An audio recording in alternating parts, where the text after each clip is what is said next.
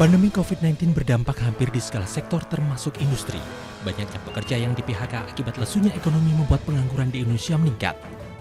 Pada periode Agustus 2020, angka pengangguran meningkat sebanyak 2,67 juta orang. Data ini disampaikan Kepala Badan Pusat Statistik Suharyanto 5 November 2020.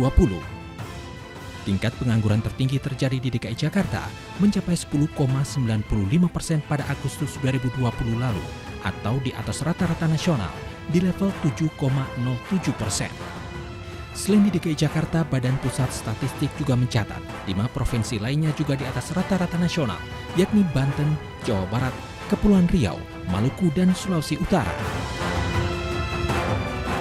Dampak penganggurannya berdasarkan lokasinya, kita bisa lihat di slide berikutnya bahwa peningkatan pengangguran di kota jauh lebih tinggi dibandingkan di desa. Di sana kenaikan tingkat pengangguran di kota itu naik 2,69%, sementara di desa lebih landai, kenaikannya hanya 0,79%. Jadi kita lihat bahwa pandemi ini dampaknya jauh lebih tajam untuk di kota. Meski pertumbuhan ekonomi Indonesia negatif selama 2 triwulan berturut-turut, namun Badan Pusat Statistik juga mencatat ekonomi mulai menunjukkan pemulihan.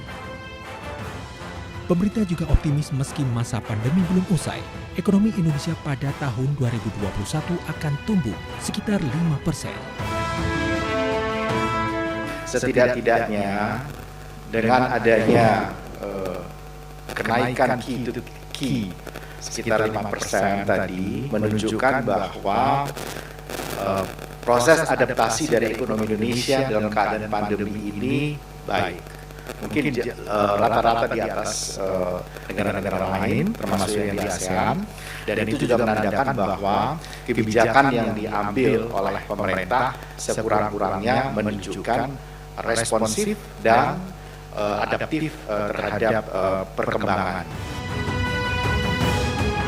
Meski beberapa sektor terdampak pandemi, 7 sektor lainnya justru tumbuh saat pandemi. Antara lain bidang kesehatan, informasi telekomunikasi, pengelolaan sampah dan limbah, pengadaan air, dan sektor pertanian. Dari Jakarta, Tim Liputan iNews melaporkan.